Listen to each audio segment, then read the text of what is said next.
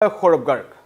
পুনৰ অশান্ত বাংলাদেশত এজন ৰাজনৈতিক নেতাক অচিনাক্ত দুৰ্বৃত্তই গুলীয়া হত্যা কৰিছে। শান্ত হোৱা নাই বাংলাদেশৰ পৰিস্থিতি। 12 ফেব্ৰুৱাৰী তাত নিৰ্বাচন আছে, কিন্তু নিৰ্বাচনৰ প্ৰাক্ষণত তাত অধিক হিংসা এনেকুৱা ধৰণৰ ঘটনা দেখিবলৈ পোৱা গৈছে। পুনৰ এজন বহিষ্কৃত নেতাক তাত গুলীয়া হত্যা কৰা হ'ল আৰু এই ঘটনা সংঘটিত হৈছে বাংলাদেশৰ ৰাজধানী ঢাকাত। অৰাজক বাংলাদেশত এজনৰ গুলীয়া হত্যা। তেখেত স্বেচ্ছাসেৱক দলৰ বহিষ্কৃত নেতা আছিল, নাম হ'ল গুব আজিজুৰ ৰহমান। দুদিন পূৰ্বে তাত এজন হিন্দু সাংবাদিকক গুলীয়া হত্যা কৰা হৈছিল। একাধিকভাৱে তাত হিন্দু লোকক হত্যা চলি আছে, ইজনৰ পিছত সিজন লোকক হত্যা কৰা হৈছে। কিন্তু এখেত বিএনপি দলৰ নেতা আছিল, অত্যন্ত জনপ্ৰিয় এজন নেতা আছিল আৰু এখেতৰ পূৰ্বে দুদিন আগতে জাহাংগীৰ আলম বুলি অন্য এজন লোককো, যিজন বিএনপি নেতা আছিল, তেখেতকো অনুৰূপ ধৰণে ৰাজপথত গুলীয়াই হত্যা কৰা হৈছিল। সকলোৰে মনত প্ৰশ্ন হৈছে হাদি উছমান হাদিৰ পাছত যিজন শ্বৰীফ উছমান হাদি ভাৰত বিৰোধী এজন নেতা আছিল, তেখেতকো গুলীয়াই হত্যা কৰা হৈছিল। 16 তাৰিখৰ দিনাখন তেখেতক গুলীয়াইছিল, 18 তাৰিখৰ দিনাখন তেখেতৰ মৃত্যু হৈছিল আৰু তাৰ পাছতেই বাংলাদেশ পুনৰ জ্বলিছিল। কিন্তু সেয়া আছিল প্ৰথম ঘটনা। ৰাজপথত অচিনাক্ত দুৰ্বৃত্তই গুলীয়াই থৈ গৈছে ইজনৰ পিছত সিজন ৰাজনৈতিক নেতাক। কিন্তু কোন এই ঘটনাৰ লগত জড়িত আছে, কোন ক'ৰ পৰা আহে, কি উদ্দেশ্যত তেওঁলোকক হত্যা কৰিলে, হত্যা কৰি দুৰ্বৃত্তই কেনি গুচি যায়, এতিয়ালৈকে কিন্তু বাংলাদেশ আৰক্ষী বা বাংলাদেশৰ ফালৰ পৰা ধৰিব পৰা হোৱা নাই। আৰু এই ঘটনা জনাই আছো, কালি ঢাকাৰ যিটো অত্যন্ত ব্যস্ত অঞ্চল আছে, যিটো কাৰবান বজাৰ বুলি কয়, আৰু তাত থকা বাণিজ্যিক অঞ্চল বসুন্ধৰা চিটি কমপ্লেক্স, এই বসুন্ধৰা চিটি কমপ্লেক্সৰ কাষত ছুপাৰষ্টাৰ হোটেল আছিল। সেই তাতেই এজন নেতা, যিজন নাম হৈছে গুব আজিজুৰ ৰহমান, আৰু তেখেত তাত আছিল আৰু তেওঁক আক্ৰমণ কৰিলে। বাইকত আহিছিল অচিনাক্ত দুৰ্বৃত্ত আৰু আহিয়ে একেবাৰে কাষৰ পৰাই তেখেতক গুলীয়াই থৈ যায়। মূৰত দুটা গুলী লাগে। অতি সংকটজনক অৱস্থাত এজন বিএনপি নেতাক, যিজন স্বেচ্ছাসেৱক দলৰ এজন বহিষ্কৃত নেতা আছিল, তেখেতক একদম নিকটৱৰ্তী যিখন হস্পিটেল আছে RB হস্পিটেল, তাত তেখেতক ভৰ্তি কৰোৱা হৈছিল আৰু তাৰ পৰাই অতি সংকটজনক অৱস্থাত থকাৰ কাৰণে তেখেতক পন্থাপাত অঞ্চলৰ এখন ব্যক্তিগত চিকিৎসালয়লৈ লৈ যোৱা হয় আৰু তাত তেখেতক চিকিৎসকে মৃত ঘোষণা কৰে। আৰু সমগ্ৰ ঘটনাত যি সেই স্থানীয় অঞ্চলটো আছে, তাত তেজগাঁও সংমণ্ডল বুলি কয় ঢাকাৰ, তাৰ যিজন অতিৰিক্ত উপায়ুক্ত আছে ফজলুম কৰিম, তেখেতে জনাইছে যে মুছাব্বিৰৰ পেটতো গুলী লাগিছিল আৰু মূৰতো গুলী লাগিছিল, সেইকাৰণে অধিক তেজ ওলায় আৰু তেখেতৰ মৃত্যু হয়। আৰু এই ঘটনাত আজিজুৰ ৰহমানৰ লগত থকা অন্য দুজন ব্যক্তিৰ গুৰুতৰভাৱে আহত হৈছে। তেওঁলোকে এতিয়া সংকটজনক অৱস্থাত তেওঁলোক চিকিৎসাধীন হৈ আছে। আৰু শেহতীয়াকৈ এই আক্ৰমণৰ ঘটনাৰ লগত কোন জড়িত হৈ আছে, কাৰণ দিনক দিনে বাংলাদেশত এনেকুৱা ধৰণৰ ঘটনা বৃদ্ধি পাবলৈ ধৰিছে। ৰাজপথত হিন্দু সাংবাদিকক হত্যা কৰা হৈছে, বিএনপি নেতাসকলক আক্ৰমণৰ লক্ষ্য কৰি লোৱা হৈছে। ইয়াৰ আগতে আমি দেখিলোঁ আৱামী লীগৰ যিসকল নেতাকৰ্মী আছিল, তেওঁলোকক আক্ৰমণ লক্ষ্য কৰি লোৱা হৈছিল। প্ৰকৃততে বাংলাদেশৰ এই অৰাজক পৰিস্থিতিৰ আঁৰত কোন আছে? কোনোবাই বাংলাদেশত পুনৰ নিৰ্বাচন হোৱাটো নিবিচাৰে নেকি? সেয়াও বহুতৰ মনত প্ৰশ্ন হৈছে। কিন্তু এতিয়া বাংলাদেশ সেনাৰ ফালৰ পৰা কোৱা হৈছে যে তদন্ত তেওঁলোকে কৰি আছে আৰু তদন্তৰ অন্তত এইবোৰ পোহৰলৈ আহিব। কিন্তু উছমান হাদি, যিজন শ্বৰীফ উছমান হাদি, যিজনৰ মৃত্যু হৈছিল, তেখেতক অচিনাক্ত দুৰ্বৃত্তই গুলীয়াইছিল, সেই সময়ছোৱাত কিন্তু এটা কথা প্ৰথমতে তেওঁলোকে কৈছিল, ভাৰতলৈ তেওঁলোকে আঙুলিয়াইছিল। তেওঁলোকে কৈছিল যে ভাৰত আছে, কাৰণ শ্বৰীফ উছমান হাদি এজন ভাৰত বিৰোধী নেতা আছিল। তেখেতৰ হত্যাকাণ্ডত ভাৰতক সাঙুৰি লোৱা হৈছিল বাংলাদেশৰ ফালৰ পৰা। আৰু এতিয়াও বাংলাদেশত ভাৰত বিৰোধী যিবোৰ প্ৰতিবাদ আছে অব্যাহত আছে, ভাৰত বিৰোধী শ্লোগান আছে। শেহতীয়াকৈ দুয়োখন দেশৰ মাজত আমি ক্ৰীড়াৰ ক্ষেত্ৰতো দেখিছোঁ যে বাধা আহিছে।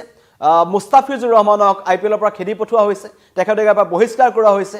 BCCIৰ তৰফৰ পৰা কোৱা হ'ল। তাৰ পাছত বাংলাদেশৰ ক্ৰিকেট বোৰ্ড তথা বাংলাদেশৰ যি ছ'চিয়েল মিডিয়া আছে, তাত যি ভাৰত বিৰোধী ঢৌ আমি দেখিবলৈ পাইছোঁ, মুকলিকৈ তেওঁলোকে ভাৰতক বেয়াকৈ কোৱাটো আৰম্ভ কৰিছে বা ভাৰত বিৰোধী শ্লোগান তেওঁলোকে দি আছে। আৰু তেনে পৰিস্থিতিত এতিয়া যিবোৰ ভাৰত বিৰোধী নেতা নহয়, তেওঁলোককো কিন্তু একাংশই আক্ৰমণ কৰি লৈছে। তেওঁলোককো ৰাজপথতে গুলীয়াই হত্যা কৰা হৈছে। মই ইতিমধ্যে কৈছোঁ, এজন স্বেচ্ছাসেৱক দলৰ এজন বহিষ্কৃত নেতা আছিল, নাম হৈছে গুব আজিজুৰ ৰহমান। তেওঁৰ আগতেও এজনক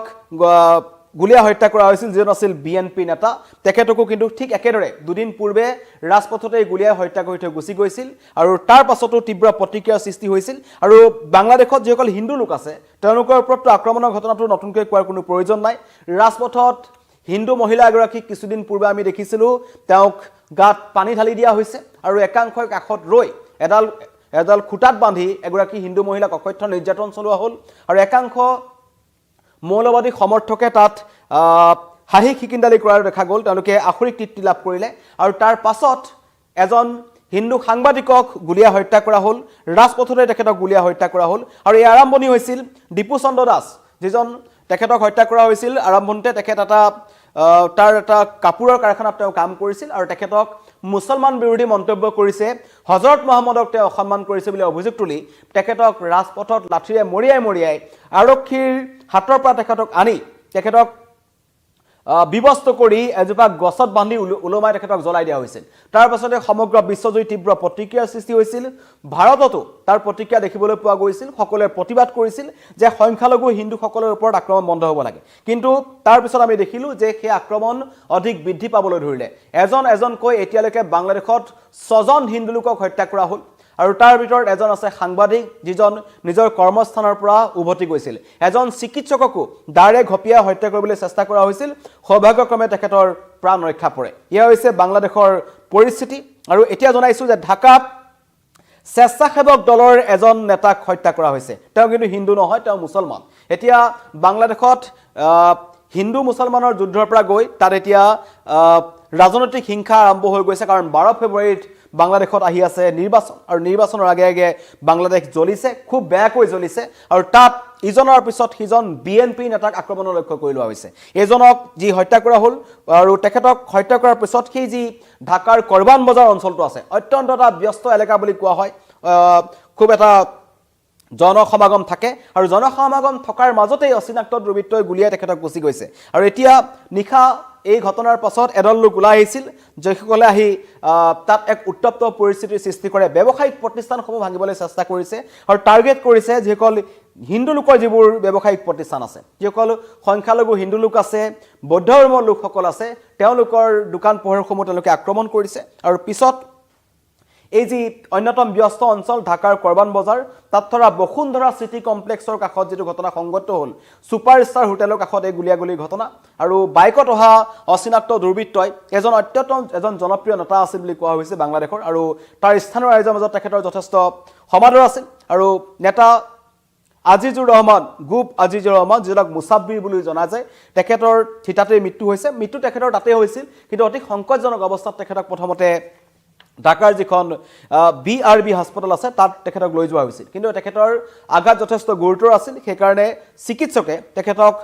পন্তাপাত অঞ্চলৰ এখন ব্যক্তিগত চিকিৎসালয়লৈ প্ৰেৰণ কৰে আৰু তাত তেখেতক মৃত ঘোষণা কৰা হয় এই সন্দৰ্ভত কিছু মন্তব্য আহিছে আমি শুনাই ল'ব বিচাৰিছো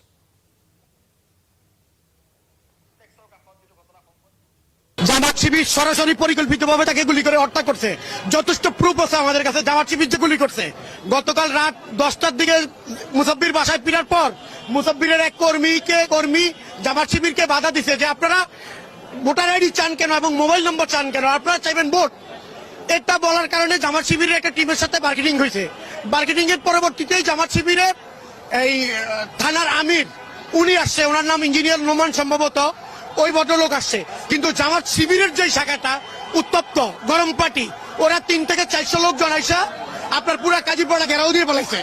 ঘেরাও দিছে এবং মুসাফিরের যেই ছেলে প্রতিবাদ করছে যে আপনারা ভোটার আইডি চান কেন মোবাইল নম্বর চান কেন আপনারা ভোট চান ওই ছেলে মুসাফিরের ব্যানার দেখছে আমরা যখন সন্ধ্যার পরপরই এশার নামাজের পরপরই আমরা দেখতে পাইলাম কারণ বাজার আম্বাসার মসজিদের সামনে 1.5 থেকে 200 জামাত শিবিরের কর্মী এবং তারা সংক্ষিপ্তভাবে সংবদ্ধভাবে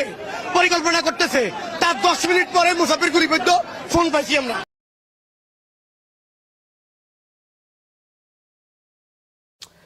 এয়া হৈছে বাংলাদেশৰ বৰ্তমানৰ পৰিস্থিতি বাংলাদেশ জ্বলি আছে আৰু ৰক্তাক্ত বাংলাদেশত ইজনৰ পিছত সিজন নেতাক গুলীয়া হত্যা কৰা হৈছে টাৰ্গেট কৰা হৈছে এবাৰ বিএনপি নেতাসকলক ইয়াৰ আগতে আৱামী লীগৰ নেতাসকলক তেখেতলোকে টাৰ্গেট কৰি লৈছিল আৰু 12 ফেব্ৰুৱাৰীৰ আগে যেহেতু বাংলাদেশৰ নিৰ্বাচন আহি আছে তেনে পৰিস্থিতিত কোন অচিনাক্ত দুৰ্বৃত্তই এনেকুৱা ধৰণৰ ঘটনা সংঘটিত কৰি আছে কোন জড়িত হৈ আছে এই ঘটনাত কাৰণ 16 ফেব্ৰুৱাৰীৰ দিনাখন শ্বৰীফ উছমান হাদিক গুলীয়া হৈছিল তাৰ পাছতেই তীব্ৰ প্ৰতিক্ৰিয়াৰ সৃষ্টি হৈছিল লাখ লাখ মানুহ বাংলাদেশৰ ৰাজপথলৈ ওলাই আহিল আৰু তেওঁলোকে সাব্যস্ত কৰিছিল যে এই ঘটনাত কোন জড়িত হৈ আছে আৰু ছাত্ৰ সমাজে বা বাংলাদেশৰ যিসকল সাধাৰণ নাগৰিক আছে তেওঁলোকে পোনপটীয়াকৈ এতিয়া ভাৰতক টাৰ্গেট কৰি আছে আৰু তেওঁলোকৰ মতে যে শ্বৰীফ উছমান হাদি যিজন ভাৰত বিৰোধী নেতা আছিল সেইকাৰণে তেখেতক হত্যা কৰা হ'ল কিন্তু বিএনপি নেতা স্বেচ্ছাসেৱক যি দলৰ নেতা আছে তেওঁলোকক কিয় হত্যা কৰিলে সেয়া এটা ডাঙৰ প্ৰশ্ন আৰু এই হত্যাকাণ্ডৰ লগত কোন জড়িত আছে সেয়া পৰৱৰ্তী সময়ত আৰক্ষী তদন্তত ওলাব কিন্তু ৰক্তাক্ত বাংলাদেশত ইটোৰ পিছত সিটো হত্যাকাণ্ডৰ ঘটনা সংঘটিত হৈছে সংখ্যালঘু হিন্দুসকলৰ ওপৰত মুকলিকৈ আক্ৰমণ চলি আছে তেওঁলোকৰ ব্যৱসায়িক প্ৰতিষ্ঠান জ্বলাই দিয়া হৈছে তেওঁলোকৰ ঘৰ জ্বলাই দিয়া হৈছে হিন্দু মহিলাসকলক কেইবাগৰাকীও মহিলাক দেখা গৈছে খ্ৰীষ্টান মহিলাক দেখিছিলোঁ